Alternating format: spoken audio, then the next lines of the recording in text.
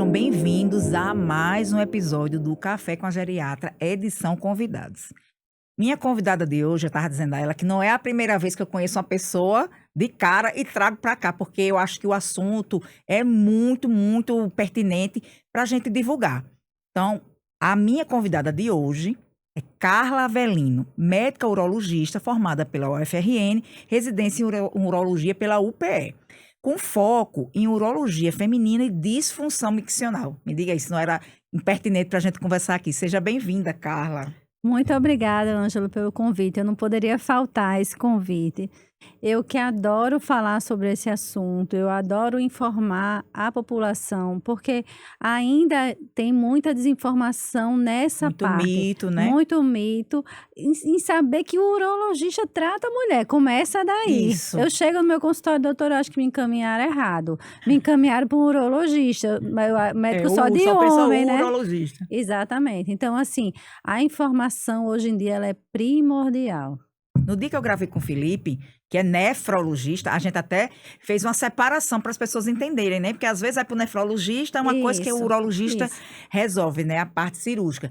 Então, quando a gente dividiu aquela mesa no Fórum de Educação Médica, fiquei encantada com o seu desenvolver sobre esse assunto, e que é o meu dia a dia, é o meu dia a dia, né? Então, a gente tem que falar sobre coisas que afetam tanto direto ou indiretamente as mulheres, e não precisa ter 60 anos não, tá? A partir de 40 anos, são condições que podem sim surgir, mas não quer dizer que não tem tratamento e não tem solução. Só um adendo com essa questão do nefrologista também, porque eu explico muito aos meus pacientes, porque, doutora, é do nefro, é do uro, eu sempre digo assim, aonde a urina passa é do urologista. Então, se tem urina, sistema coletor, bexiga, Isso. uretra, é do urologista. O nefrologista é onde o quê? Onde o sangue passa, onde tem os nefros. Aí eles conseguem entender mais ou menos a diferença do nefrologista para o urologista. Perfeito, excelente, excelente definição. Então, quando a gente vai, com a chegada da maturidade, principalmente agora que a expectativa de vida é bem longa, né? Eu costumo dizer hoje que as mulheres com 60 anos são funcionalmente como os antigos 40, né? Que não é que a mulher de 60 quer ter 40, tá?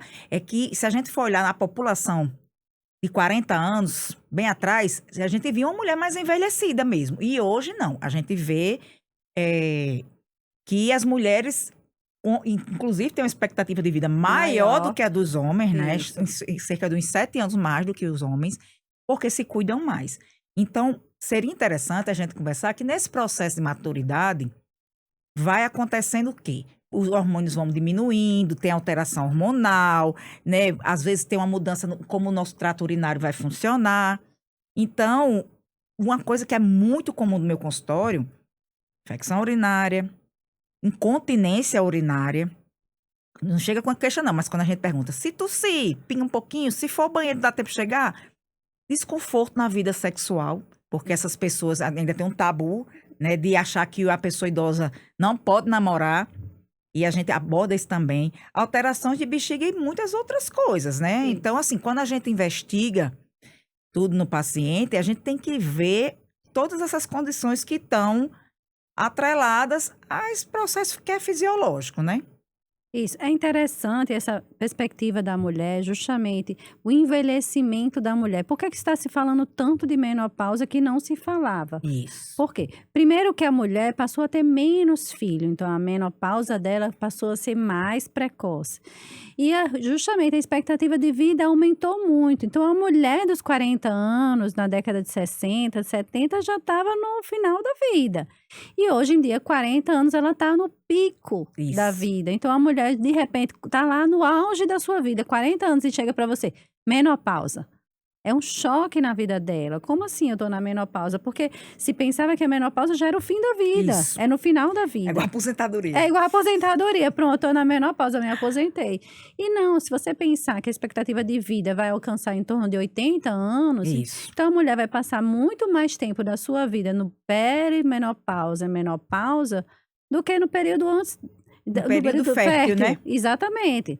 Então, assim, é algo que está se falando porque aumentou muito a população dentro dessa faixa. Então, é algo que a gente precisa informar a população que ainda está muito desinformada.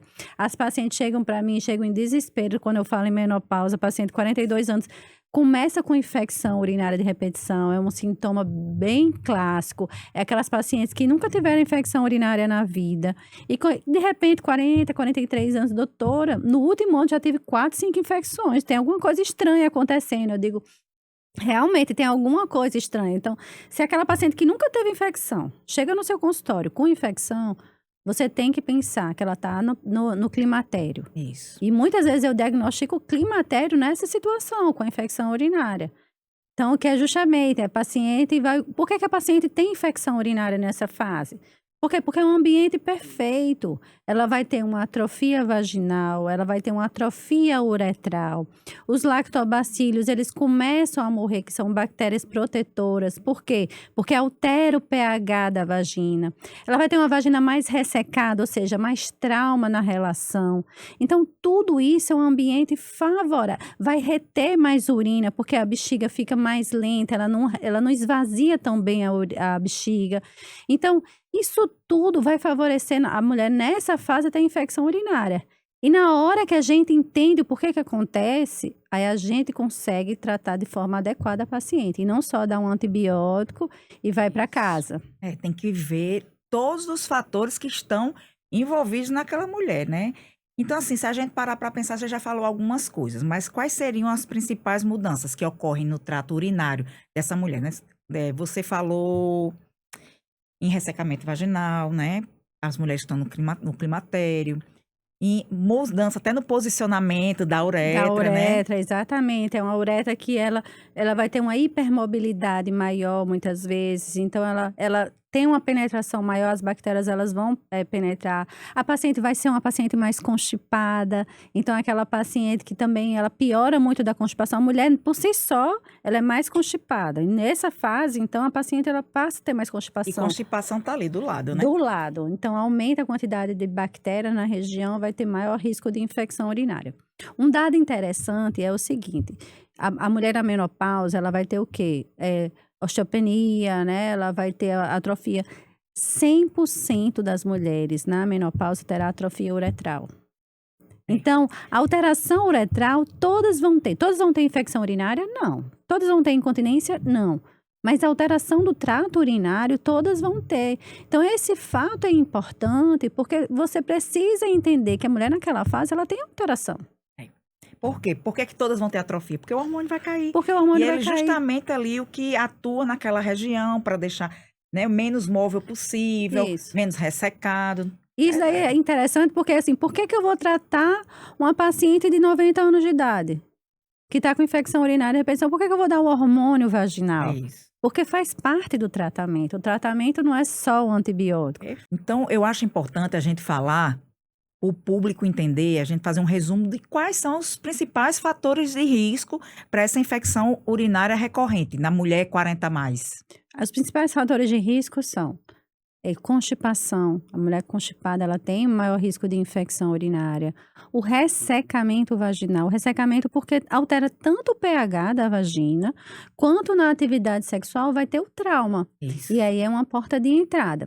Aquelas pacientes que urinam mal, aquelas pacientes... a gente acha que é incomum, mas é muito comum aquela paciente que não tem paciência de sentar no vaso e esvaziar a bexiga. Então, tem muita paciente que retém urina porque não esvazia a bexiga.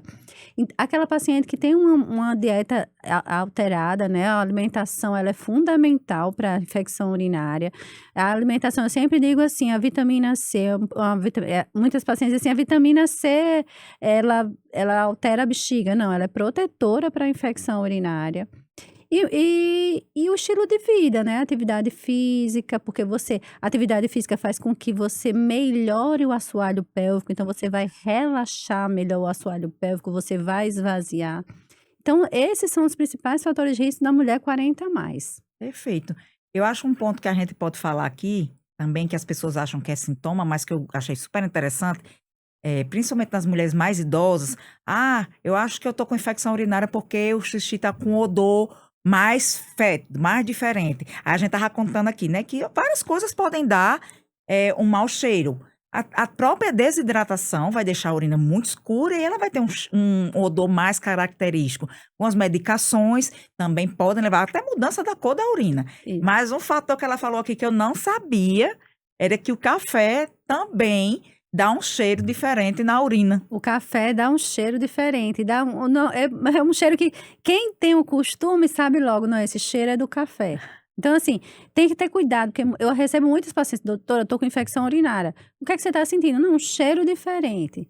Muitas coisas dão cheiro, o alimento dá cheiro, medicação pode dar o cheiro na urina. Então, só o cheiro da urina não é um fator para a gente tratar. Isso. Outra coisa importante também falar é nessas pacientes idosas, muitas vezes elas chegam, doutora, tá ardendo para urinar. E aí, quando você colhe o exame de urina é Negativo. limpo. E aí, quando você examina, você vê a vagina totalmente atrófica. Então, na verdade, o que tá ardendo é quando a urina bate na região íntima. E aí, o ressecamento é o que tá doendo, e não a infecção urinária. Então, muitas pacientes minhas chegam com infecção urinária, quando eu vou examinar, na verdade, apenas é uma atrofia vaginal importante. Então, a urina... Trata tópico ali, né? Isso, você faz o tratamento tópico, você faz o hormônio vaginal, você faz o hidratante vaginal associado, e a paciente melhora sem uso de nenhuma medicação. Perfeito. Então, assim, esse mito a gente vai acabar, que né, nas mulheres é comum ter infecção urinária recorrente, né? Que, assim, é comum, mas não é uma coisa que é normal. Isso, não é normal, é comum, exatamente, não é normal. As pacientes, doutora, é normal ter isso? Não, não é normal, é comum. As pacientes 40 a mais, é comum ter mais infecção do que o normal, porém, ela é tratável, você não precisa continuar nesse ciclo. A gente precisa, eu sempre digo, a gente precisa tirar você desse ciclo, porque é um exemplo que eu dou clássico. Doutora, mas eu vou tomar o resto da vida, eu digo assim. Quando você está com a infecção na mão, a mão está toda infeccionada, você toma antibiótico, a mão não fecha automaticamente, a sua ferida não fecha automaticamente, ela está aberta, você não está mais com infecção, mas ela está aberta. Aí você vai lá, coloca essa mão com a ferida aberta, mas sem infecção na areia, vai o quê? Infeccionar. Então, a bexiga, ela tá sensível. Então, naquele momento pós-infecção, a gente tem que ter um cuidado maior, porque ela tem uma tendência maior à infecção. Então, esse tratamento pós-infecção, ela é fundamental para ela não entrar nesse ciclo de infecção recorrente. Perfeito. Aí, para a gente investigar, é um exame muito simples, né? Que é um sumário de urina e pelo menos uma urocultura, principalmente esses que têm casos recorrentes. Mas a gente também estava conversando que, dependendo da maneira como vai coletar, se não teve um asseio ideal, né? Se vai coletar idosas que já usam fralda pela incontinência, que jeito vai ser coletado para poder esse exame dar alguma alteração. Aí, às vezes, vem lá uma polimicrobiana, uma flora, e a gente tem que repetir essa cultura para entender até que antibiótico, que bactéria é essa, se é a mesma que está recorrente, se está mudando o tipo de bactéria, né? Isso, perfeito. Aí, nesse caso, também a gente avalia, pode pedir exames de imagem, para avaliar vias urinárias. Eu sempre solicito o exame de imagem. Nunca é demais um exame de imagem. Um paciente minha que tem um pólipo na bexiga. Às vezes pacientes podem ter um pólipo, às vezes pode ter um cálculo renal, porque o cálculo renal, ele perpetua as infecções urinárias. Até tumoração mesmo, às vezes a paciente com tumor de bexiga tem um quadro de infecção urinária de repetição. Uma paciente minha, 40 a mais, fase menopausa, começou com infecção urinária de repetição. A gente começou a tratar, ela não melhorou, achei estranho, pedi uma ultrassonografia, normal. Aí eu continuei achando estranho. Eu digo, não, vamos fazer uma cistoscopia. Porque a cistoscopia, eu adoro fazer cistoscopia padrão ouro naquela paciente que não melhora. Isso. Na hora que eu trato, a paciente não melhora, mesmo usando antibiótico, continua tendo infecção, eu vou e faço uma cistoscopia. E era um tumor de bexiga. Uma paciente jovem, 46 anos, Nossa. com tumor de bexiga, oligoassintomático, ou seja, só tinha as infecções urinárias de repetição, não tinha sangramento na urina, nada disso. Então, o exame de imagem eu sempre solicito em todas as pacientes. Para o diagnóstico diferencial também, né? Para o diagnóstico diferencial, não colocar todo mundo na mesma caixinha aqui e de repente passar algo mais grave. E a cistoscopia, só para eles entenderem, né? Que é um exame onde vai se colocar uma câmera pela uretra indolor, tá? Porque a pessoa pensa logo. E vai visualizar a bexiga por dentro. na hora que ela está lá fazendo o exame. Isso. A cistoscopia eu relaciono muito com a endoscopia. Então, a gente entra com a câmera, só a endoscopia vai entrar pela boca, mas a cistoscopia vai entrar pela uretra. A gente entra com a câmerazinha e vê a uretra e vê a bexiga por dentro. Porque muitas vezes uma ultrassonografia, quando a lesão é muito pequenininha, uma ultrassonografia não vê. E ao olho nu, ou seja, com a câmera que a gente está vendo, né, basicamente o olho ampliado, a gente consegue identificar algumas pequenas lesões. E também, em alguns casos, para biopsiar, porque é importante dizer a cistite intersticial, Isso. que é aquela paciente que tem infecção urinária, faz exame de urina, dá sempre negativo, nunca vai ter pode ter associado, né, uma infecção uma vez ou outra, mas aquela paciente, doutora, eu tenho várias infecções, mas eu faço exame e dá sempre negativo, sempre negativo. Então, você tem que ter um alerta para a cistite intersticial, que é uma cistite inflamatória, uma reação inflamatória da bexiga e que dá os sintomas iguais, clássicos de bexiga, de cistite infecciosa. Então, a cistoscopia ela é fundamental porque a gente diagnostica, porque as lesões são diferentes. E as câmeras estão melhores hoje, né? Que eu digo com uma colega minha, diz que a endoscopia, ela consegue ver até úlceras que o paciente nem sente, né? Então, como a gente tem uma melhora nas lentes, você vai identificar. Isso, E é um exame que a gente faz anestesiada, o paciente vai para o centro cirúrgico, assim, vai para o centro cirúrgico porque o material que a gente usa está no centro cirúrgico, mas é um exame. E faz com anestesia, realmente é um exame indolor e que muitas vezes é essencial. Então, se a gente falar em prevenção das infecções urinárias, vai sempre a hidratação, né? A hidratação. Hidratação, tratar a constipação. Porque eu digo, o intestino está ali colado na bexiga, né? Aquela pessoa constipada tem maior risco de infecções urinárias. Identificar se a mulher está no início da menopausa, né? Isso é bem interessante. Mais alguma coisa que a gente poderia fazer de prevenção?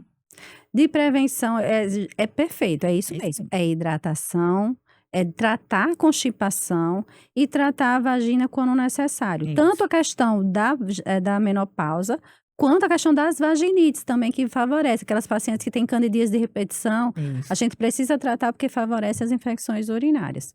E melhorar o esvaziamento naquelas pacientes que têm alguma alteração da disfunção miccional. Então, o assoalho pélvico ele é fundamental para melhorar essas infecções urinárias. Por isso você vai dizer assim, vamos fazer atividade física, porque melhora, fortalece o assoalho pélvico, verdade. Uma coisa que me perguntam muito sobre os antibióticos de repetição, né? Se pode ser prejudicial, e eu digo que sim.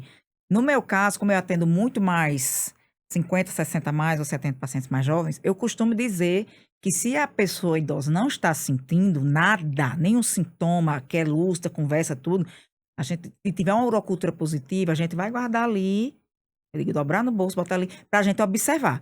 Porque na próxima vez a gente vai acompanhando isso. E tem pacientes, inclusive pacientes com Alzheimer, que a gente acompanha, a gente conseguiu melhorar esse perfil de bactéria fazendo isso. Agora, eu disse, olha, agora é uma parceria minha e sua, com família, né? Exatamente. Porque você tem que confiar em mim. Agora, a primeira alteração do sintoma é essa que não sabe dizer as coisas. Uma sonolência, uma urina que possa sair um pouquinho, né? Que a gente chama piúria, um pus, alguma coisa que desoriente, não precisa ser sonolência, pode ser um delírio hiperativo, para pensar em infecção urinária, né? Então, o uso, ele é prejudicial, e a gente pode equilibrar, né, o tratamento com a microbiota. Perfeito, Ângela. Você, assim, foi num ponto fundamental, crucial, que é justamente a bacteriúria assintomática, ou seja, bactéria na urina e a paciente não sente nada. É importante isso tanto para o público quanto para a população médico. Às vezes aquele médico está lá no PSF, tem aquele vozinho que ele vai visitar na casa, aí a família, olha, doutor, ele está com infecção urinária, está aqui, deu positivo. A gente tem que conversar com a família, a gente tem que conscientizar, acalmar o coração e não tratar essas pacientes. Por quê? Porque muitas vezes, se a bactéria está lá e ela não tem sintoma, aquela bactéria não está causando prejuízo nenhum. Então, muitas vezes, quando eu for dar um antibiótico, eu estou selecionando aquela bactéria que aí sim vai dar infecção urinária e vai ser uma bactéria muito resistente. Então, esse trabalho é um trabalho que eu faço constante, não tratar bacteriúria assintomática, não tratar exame. A única que a gente trata é a gestante, apenas, para a gente saber, para gestante que Isso, gestante, ou então o paciente que vai ser manipulado via urinária. Isso. Tipo, a paciente vai fazer uma cistoscopia, aí tem uma bacteriúria assintomática, a gente trata. A paciente tem um cálculo, vai fazer uma cirurgia, ou então o paciente vai ser sondada. Porque tem que estar via estéreo, tentar que fique mais a via estéreo, né? Isso porque você vai manipular e você vai causar microtraumas naquela via. Então, a bactéria está lá e ela pode ser uma porta de entrada. Então, o ideal é você tratar. Assim, o recado maior que a gente quer deixar é que se tem uma urocultura positiva e não tem sintomas, a gente acompanha. Eu digo que a gente faz vigilância do exame. Isso. A gente faz uma vigilância do exame. E assim, eu já tive pacientes que a gente só carbapenêmico. Eu disse, olha, vai vir de novo. Família muito ansiosa para tratar o exame, mas ele está sintomático. Me deu uma carta de confiança e a gente conseguiu até que ele ficou muito sensível. É uma carta de confiança mesmo, porque muitas vezes elas não confiam. Não, muitas vezes a doutora não quer tratar, está com infecção gravíssima que não quer tratar. Isso, porque da última vez ficou internada 10 dias usando antibiótico venoso e não tratou. Exatamente. Porque realmente não vai tratar, ela é colonizada. Um assunto que a gente vai entrar para falar que é muito importante, mas que eu digo que também às vezes é sintoma de infecção urinária. A incontinência. O paciente nunca teve incontinência, aí começou a ter uma incontinência de forma aguda, tem que se investigar também se é infecção urinária, Isso. né? Toda paciente com incontinência, o primeiro exame que eu solicito é o exame de urina. Por quê? Porque a incontinência, ela acentua muitas vezes a infecção urinária, ela acentua muitas vezes a incontinência que você já teve. Você tem uma incontinência leve, tá com infecção, piora da incontinência. Então, a primeira coisa que eu tenho, se tá com infecção e tá com incontinência, eu trato a infecção para saber se eu consigo tratar a incontinência. Isso. Então, assim, realmente essa relação, ela existe e a gente precisa tratar a infecção nesses casos. A gente também vai nessa linha, né? A gente também vai nessa linha. Do mesmo jeito, ao contrário. Muitas vezes as pacientes vêm com sintoma de incontinência, doutora, ou de infecção. Doutora, eu tô com infecção no banheiro distante tanto, tá doendo, e é uma bexiga hiperativa. Porque a bexiga hiperativa tem dor e tem aumento de frequência. Então, essa linha ela é muito tênue, a gente precisa investigar. É aquela paciente que você vai sentar, você vai escutar tudo que ela tem que dizer, mas você precisa ser ativo também nas perguntas. Isso. E orientar para diferenciar. Não, isso é uma infecção urinária, não, isso é uma bexiga hiperativa, isso é uma incontinência pura. Então, essa investigação ela é fundamental. Então, uma coisa que é importante a gente dizer é que existem vários tipos de incontinência e que não é uma só, não é um remédio só que a sua vizinha está usando, que é o que você vai usar. Tem que passar pelo urologista para justamente identificar que tipo de incontinência é essa, né? Isso. A gente precisa, primeira coisa, é sempre aquela pergunta, quando a gente coloca a caixinha, doutora, a incontinência é cirúrgico? Depende, a gente depende muito de que incontinência a gente está falando. É uma incontinência de esforço? A incontinência de esforço é uma alteração muscular, é o músculo, é a uretra, não é a bexiga baixa. Outra confusão, tô com a bexiga baixa, tô com incontinência. Não, a bexiga baixa é quando a bexiga desce, a bexiga arreia. Então, a queixa principal da paciente é uma bola que está descendo na vagina. Essa é a bexiga baixa e que normalmente dá o contrário, retenção urinária, ela não dá incontinência. A incontinência urinária de esforço é uma fraqueza da musculatura da uretra. Então, os músculos ali em volta da uretra de sustentação uretral tão fraco, a paciente vai ter incontinência. Já a incontinência de bexiga hiperativa é uma alteração da bexiga. Então, os nervos da bexiga eles vão estar descontrolados, digamos assim, contraindo mais do que o normal. Você pode coexistir? Pode. A incontinência de esforço, eu posso ter incontinência de esforço, eu posso ter uma incontinência de urgência e posso ter uma bexiga baixa. Então, eu posso ter tudo. Mas é importante a gente diagnosticar para a gente tratar. Porque muitas pacientes minhas chegam para mim, doutora, eu operei todo do mesmo jeito. Por quê? Como? Porque ela não tinha incontinência de esforço, ela tinha uma incontinência de urgência, que não é cirúrgico, é medicamentoso. Então, o diagnóstico é fundamental para tratamento. Além disso, ainda tem a incontinência contínua, que é aquelas pacientes que fizeram uma esterectomia. Doutora, eu fiz esterectomia, estou perdendo urina direto. Então, a gente tem que pensar que ela pode ter uma fístula. Isso. Então, a incontinência, ela existe... incontinência é perder a urina. Mas qual a causa da perda? É isso que a gente vai investigar. Perfeito. Então, o recado é justamente saber que não é uma coisa normal, do processo de envelhecimento, estou ficando uma senhora, então vou começar. Se eu tossir, se eu espirrar, vou perder a urina. Isso não é normal da idade. E tem que procurar um profissional para tratar, porque é qualidade de vida, né? As mulheres, elas até aceitam sair com uma fraldazinha, que eu digo que é a calcinha protetora ali, mas os homens têm muita dificuldade. Tem. O impacto da incontinência urinária nos homens às vezes não querem nem mesmo sair de casa. Com as mulheres também, mas elas aceitam mais. Porque O uso talvez da calcinha por descartável. conta do absorvente É. que ela usou durante a vida inteira, inteira. né? Então, talvez ela. Porque elas não começam na fralda, né? A evolução é assim. Comecei com carefree, depois foi para um absorvente maior, depois foi para um noturno. E aí, depois ela vai para a fralda. Então, ela vai evoluindo a incontinência dela. O homem não. O homem ele não sabe nem colocar um absorvente. Então, assim, esse impacto realmente no homem é maior. E se a gente pensar nos fatores de risco, pensar diretamente no estilo de vida da pessoa, como é que o estilo de vida ruim, claro, pode piorar essa incontinência? A falta de atividade física. A falta de atividade física é aquele básico, né, que a gente É o fez. tópico número 1 de todos os tratamentos. A falta de atividade física, por quê? Porque ele vai piorar o esvaziamento, o assoalho pélvico, o relaxamento, até para aquele homem mesmo, que muitas vezes é sempre a próstata a culpada e muitas vezes não. Muitas vezes é um homem que não consegue esvaziar, não sabe esvaziar, não sabe trabalhar. A gente fala tanto de trabalho do assoalho pélvico feminino, mas o assoalho pélvico masculino, ele também é importante para esvaziar, para ter uma melhora na urina, que o homem também não urina muito bem, não. E quando a gente pensa em assoalho pélvico, né, que são os músculos que estão ali embaixo, na pelve, sustentando tudo, que começa a ficar uma certa frouxidão, para o público entender, até que ponto esse fortalecimento pélvico, né, com a fisioterapia pélvica, que a gente também encaminha muito quando há necessidade, ele pode ajudar. Vamos lá.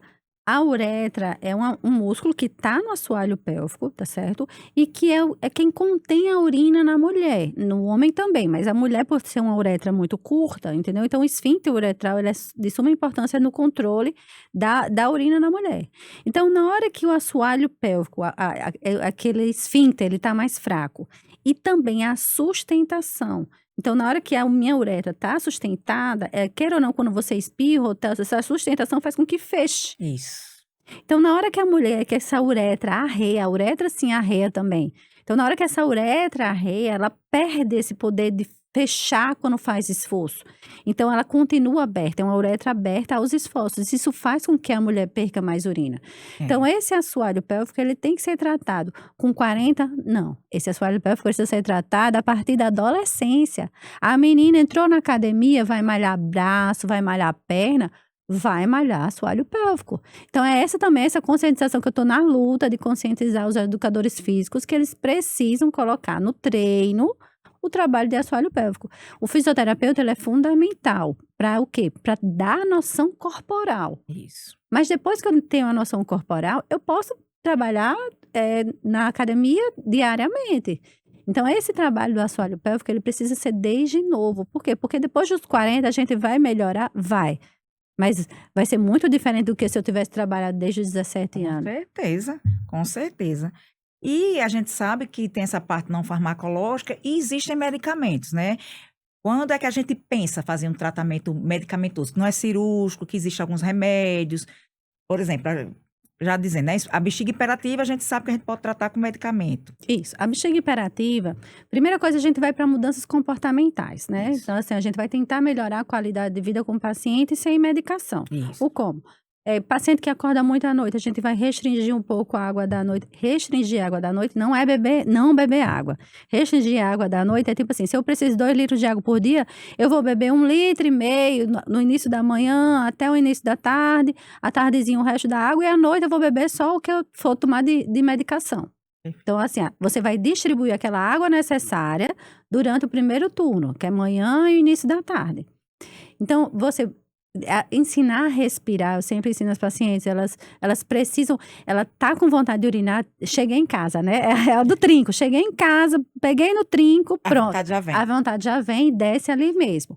Então, naquele momento que vem a vontade, é a contração, é a bexiga contraindo. Então, você tem que respirar para fazer com que essa contração vá diminuindo. Porque se você correr, essa contração ela só vai piorar, ela só vai aumentar. E aí é onde perde a urina no caminho do banheiro, muitas vezes no vaso ali. Antes de chegar no vaso, perde a urina. Então, a respiração ela é fundamental. Ela concentra, ela respira fundo. Eu digo assim, puxa 4, solta 4 vezes. Pronto, a contração diminuiu, aí você vai ao banheiro. Você não deixa de ir ao banheiro. Claro. Você vai ao banheiro. Então, a respiração ela é fundamental. Urinar com frequência. Então, aquelas pacientes... Tem muitos pacientes que têm um gatilho. Se eu sei que o gatilho daquela paciente é com 200 ml, quer dizer, 2 horas, eu vou dizer, olha, você vai urinar de 1h30, 1h30. Por quê? Porque eu não gero gatilho, então eu não gero a perda. Então, muitas vezes eu consigo diminuir essas perdas só em ter uma micção programada, que a gente chama. Eu escrevo muito na receita. Então, assim, essas orientações prévias da medicação, elas são importantes, porque muitas vezes é um paciente que já usa inúmeras medicações. Isso.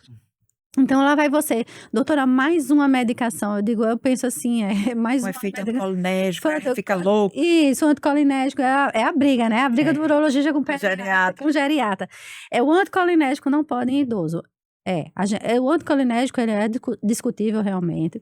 Aí vem o uso do beta-3 agonista, né? Que é a mirabegona, que é a única que a gente tem.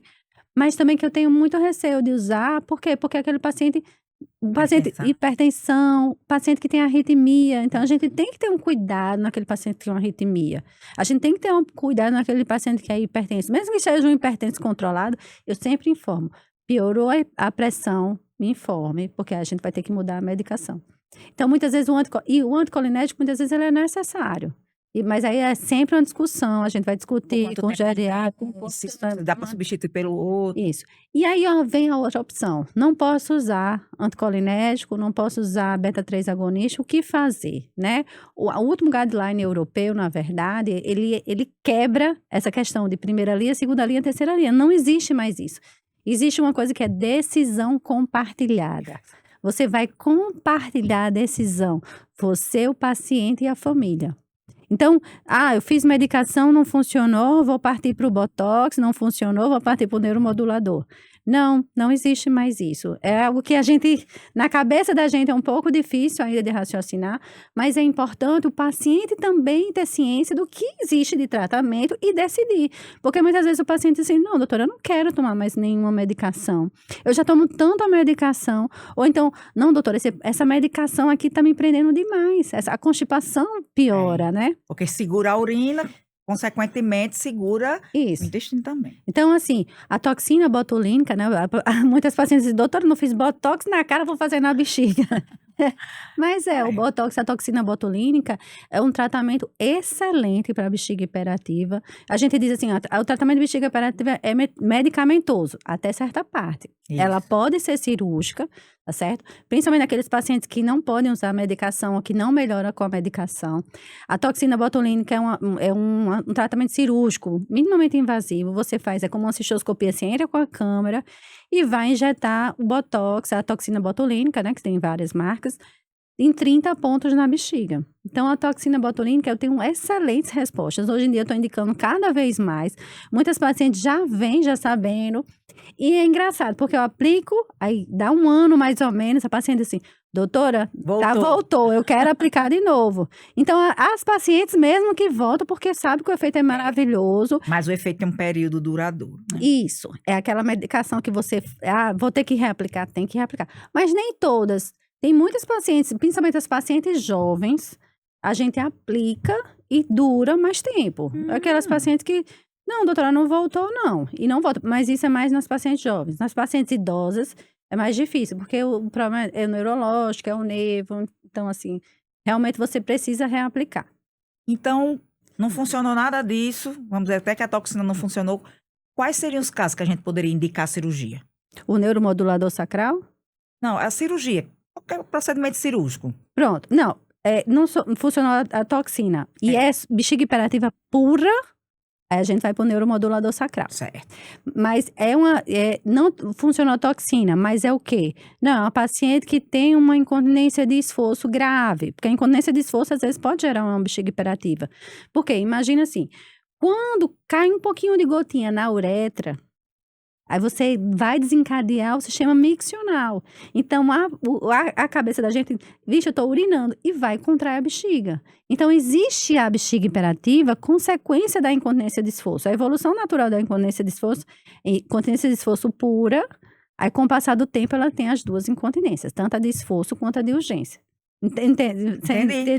Então, assim, quando eu tenho uma bexiga hiperativa acentuada por conta de uma incontinência acentuada, então, quando eu trato a incontinência de esforço, eu trato a bexiga hiperativa também. Então, naquela paciente que tem uma incontinência de esforço grave com bexiga hiperativa, eu posso fazer realmente a cirurgia de reposicionamento da uretra.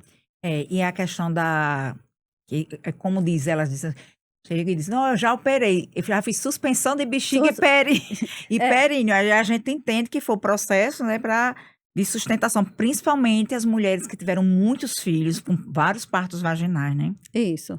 Perfeito.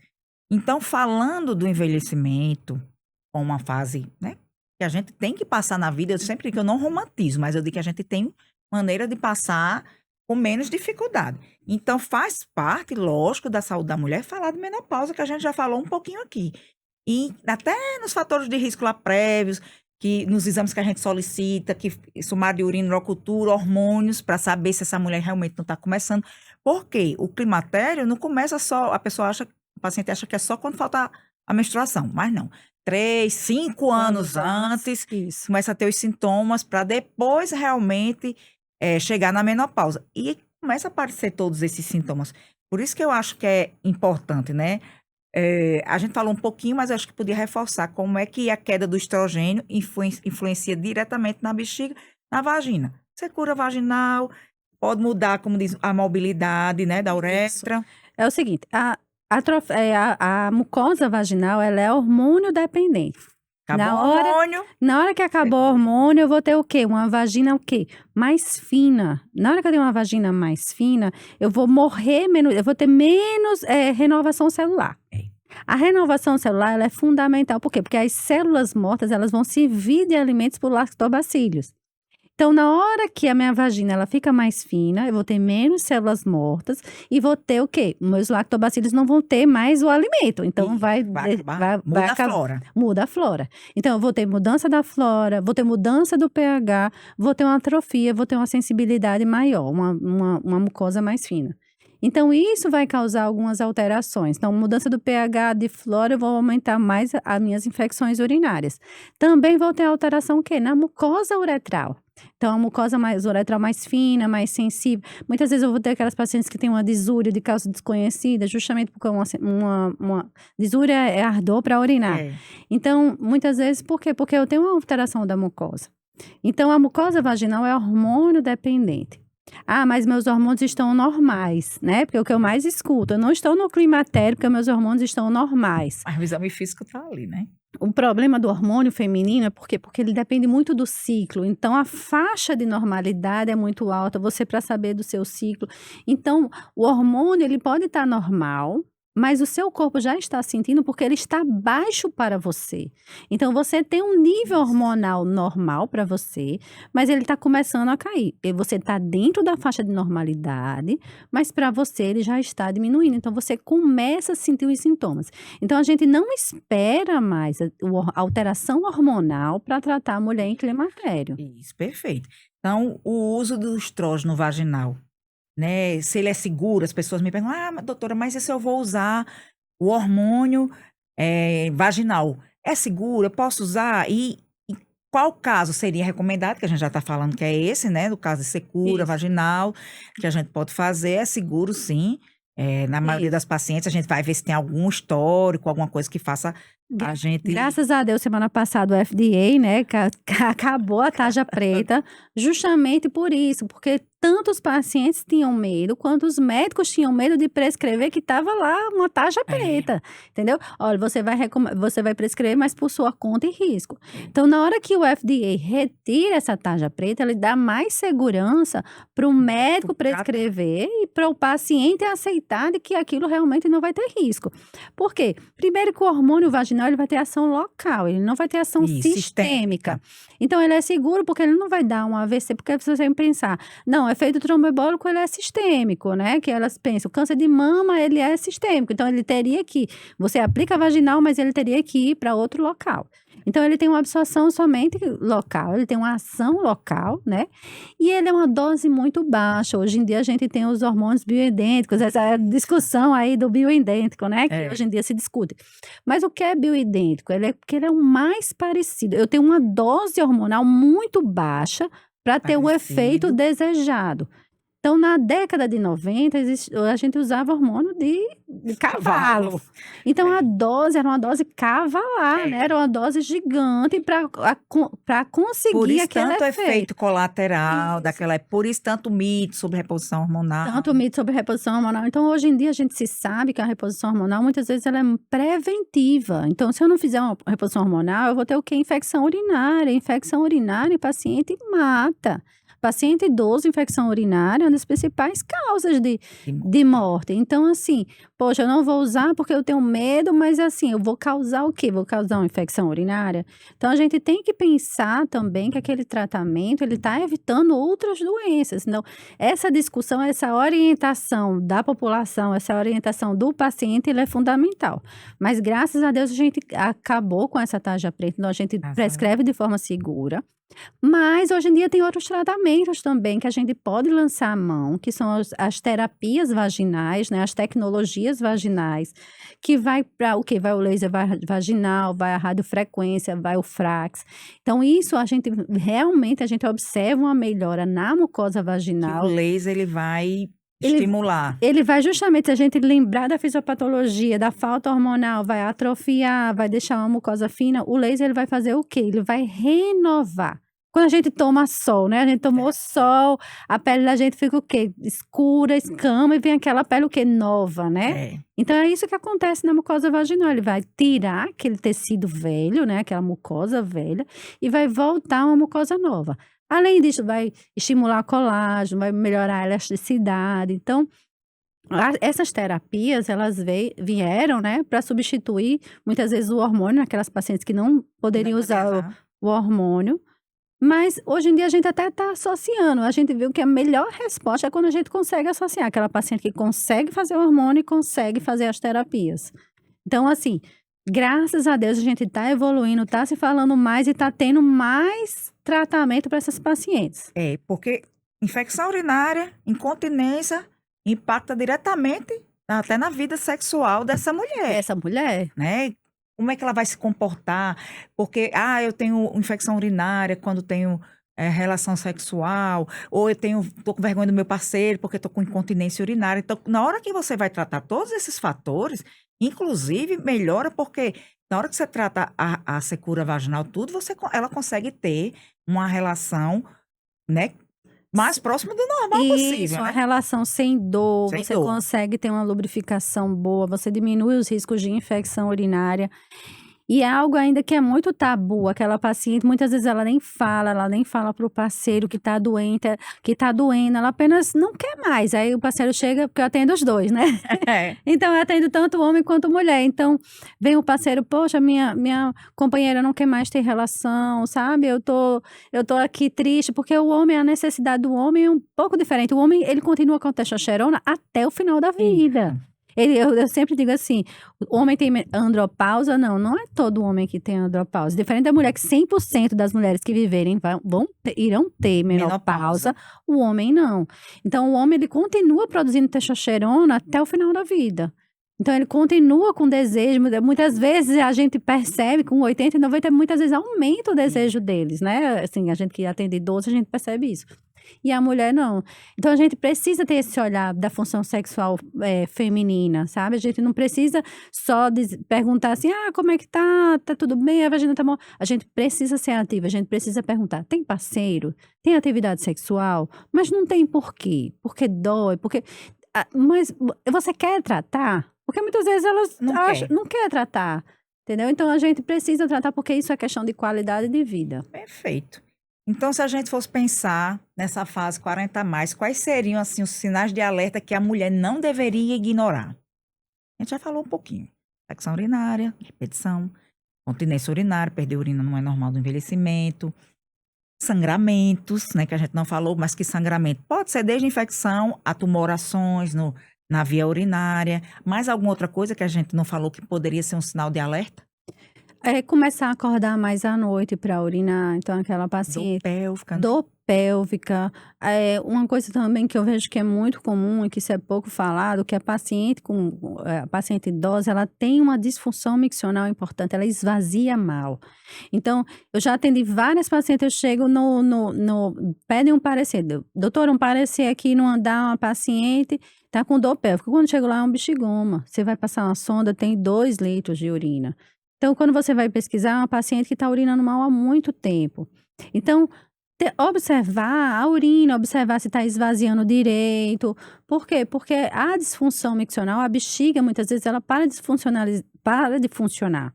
Aquelas pacientes que fizeram esterectomia, porque desfuncionaliza a bexiga, então tem a retenção de urina. Então, a gente tem que prestar atenção na urina. Como é que eu estou urinando? Modificou a minha urina? Eu estou acordando muito à noite? Eu estou fazendo força para urinar? Isso. Tem paciente que faz força para urinar e não percebe. Quando eu for fazer o estudo urodinâmico, eu disse, você urina desse jeito em casa? Ela disse, urino. Você está percebendo que você está fazendo força para urinar? Ela, não, doutora, eu não percebi isso. Eu digo, pois é, você urinou com esforço. Quando eu digo urine sem fazer força, ela não urina. Então, esse se autoconhecer é muito importante. E para você ver, para ela era uma coisa que era normal, né? Quanto tempo já que ela estava assim sem perceber e que quando foi procurar ajuda fez um exame que justamente viu que ela não urinava de forma normal.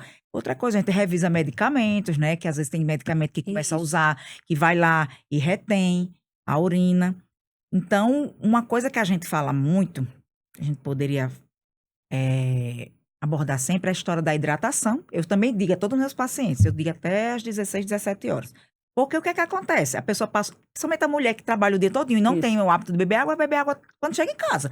Aí toma os 2 litros de noite. Ela diz, olha, vai passar a noite acordando para urinar, vai passar, como a gente diz, o dia todinho juntando aquela urina que vai estar super concentrada à noite, né? Isso. Mas é assim mesmo, assim, a minha rotina também é desse jeito, casa de ferreiro espeto de pau. Eu bebo muita água durante o dia, mas à noite é justamente onde, muitas vezes, é onde tem mais sede. Então, a gente tem que se policiar da noite. Eu acordo para urinar, mas eu já sei que é por conta da água. Não acorda e bebe água, não. Porque eu tenho uns pacientes que acordam para urinar e bebem água de novo. Aí eu digo, vai acordar de novo para urinar. Então, assim, eu pelo menos não tenho dificuldade do sono, mas tem aquele paciente que acorda e tem dificuldade para voltar a dormir. Que também faz parte da menopausa, essa alteração do sono, né? Então, assim, a gente fala porque a gente precisa restringir, porque a gente sabe o que vai acontecer lá na frente. Porque essa alteração, você acorda, vai urinar e muitas vezes não consegue mais dormir. Então, imagine você dormir mal toda noite. Isso vai alterar em toda a sua saúde. Então, a gente já viu que, sim, mito. Perder xixi é normal depois dos 40, é mito. Cranberry resolve tudo? O cranberry é uma grande discussão. Ele já voltou diversas vezes dos guidelines. Ele entra, ele sai, ele entra, ele sai. Mas nas últimas recomendações, ele tem o guideline europeu, que é diferente do americano, né? O guideline que a gente diz são as recomendações. Então, as recomendações hoje em dia do cranberry é discutível. Principalmente por quê? Porque existem inúmeras doses, existem inúmeras posologias. Então, assim, a gente diz que tem um número mínimo, né? Que é de 36, é o número mínimo de quantidade de cranberry, mas também é discutível. O paciente que está tomando, eu digo, não faz mal, tome, tá? Mas, assim, não é algo que eu recomendo no meu consultório diariamente, não. Absorvente diário causa infecção? O absorvente diário é aquilo que a gente tenta tirar, mas muitas vezes é difícil. Eu digo assim, vai sair, coloque, assim, coloca um absorvente para que a questão só vai perder a urina e tudo. Mas diariamente ele não é recomendado. Perfeito. Ó, eu gosto dessa aqui, ó. Beber pouca água evita ir ao banheiro. Verdade ou bomba relógio? Uma bomba relógio. É uma bomba relógio, porque vai evitar você ir ao banheiro, mas vai aumentar mais as suas infecções urinárias, vai piorar a sua qualidade de vida, vai piorar a constipação, né? Porque a gente tem infecção, tem constipação, não bebe água. Então, é um ciclo vicioso. Então, a paciente diz assim, doutora, eu não bebo água para não ir ao banheiro. Então, tenha calma, vamos tratar a Isso. sua bexiga hiperativa para você beber água, porque a água ela é fundamental. Exato. Então, ela tem que ter, a paciente tem que beber água. Tá para tudo funcionar, Para né? tudo funcionar, E para imunidade, para tudo. uma coisa que eu estava comentando com você, né? Que nós, geriatras também, a gente vê muito a questão do uso de diuréticos. Paciente com incontinência urinária, que não está tratada, e fazendo uso de diuréticos, piora a incontinência, né? Isso. Então, a gente, dependendo do motivo, se é por hipertensão, a gente muda o antihipertensivo, para ver se a gente pode realmente dar um pouquinho mais de qualidade enquanto resolve essa incontinência, né? Aproveitando a questão da incontinência, agora que eu me lembrei, Diga. que muitas vezes a paciente ela tá retendo urina, ela tem uma incontinência por transbordamento. Sim, que a gente esqueceu de falar. Então a paciente chega no meu consultório, eu digo, olha, você não tá urinando bem, ela diz, não, doutor, eu urino demais, eu urino distante tanto, eu vou distante no banheiro, meia hora eu vou no banheiro. Mas por quê? Porque a bexiga dela tá sempre cheia. Ela vai no banheiro urinar 50 ml, mas a bexiga continua cheia. Então você tem que imaginar que o copo tá cheio. Na hora que eu colocar um pouquinho mais, é o que eu vou esvaziar, mas o copo continua cheio. Então, a minha bexiga ela tem a capacidade de 350 ml, aquela capacidade que eu vou confortavelmente ao banheiro. Então, se eu vou ao banheiro a cada 350 ml, você vai a cada 50, você vai 7 vezes mais do que eu. Então, você está indo muito ao banheiro não porque você está urinando muita urina, é a mesma quantidade de urina minha, mas é porque você está urinando pouco várias vezes. Então, isso é importante a gente falar, porque muitas vezes é difícil a gente conscientizar o paciente e ele sai muitas vezes descrédulo do consultório. Diz, a doutora está dizendo que eu não urino, mas eu urino várias vezes. Então, essa conversa é importante e muitas vezes os colegas também perceber que aquele paciente que vai no banheiro muitas vezes, de 15 em 15 minutos, muitas vezes ele pode estar retencionista. Então, é importante você frisar essa parte do diurético. Eu sempre me lembro porque, não, doutor, eu tomo diurético, vou no banheiro distante. Aí a gente tira o diurético e continua do mesmo jeito. Então, só para o público entender, o transbordamento é o quê? A uretra tá ali fechando, não consegue, tá retendo, tá? Então, ele vai urinar porque encheu tanto que vai vazar. Que vai vazar. Tá aqui cheio. O que vai vazar é só um pouquinho que passou. Só. E essa paciente tá retendo. Na verdade, tem que tratar essa retenção. Essa retenção, exatamente. Muito bem, minha filha. Eu sabia. Quando ela deu a aula, que eu fui à mesa, fiz a mesa com ela, eu disse, não, eu tenho que gravar com você, porque isso é o dia a dia do consultório da gente, né, o dia a dia.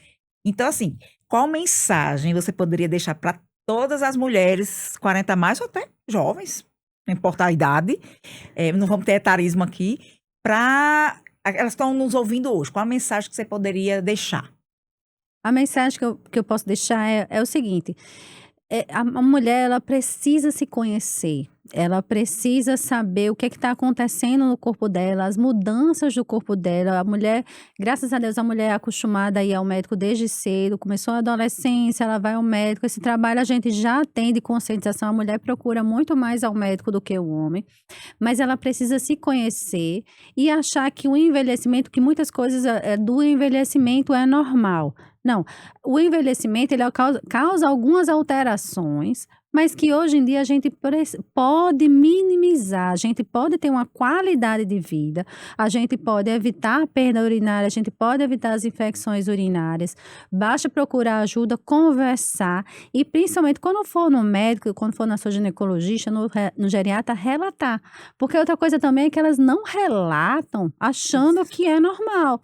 Então a gente precisa também ser ativa, investigar, perguntar, porque às vezes é uma coisa que angustia ela, mas ela não vai atrás porque acha que não, minha mãe disse que isso é normal, minha mãe teve, minha avó teve, então eu vou ter.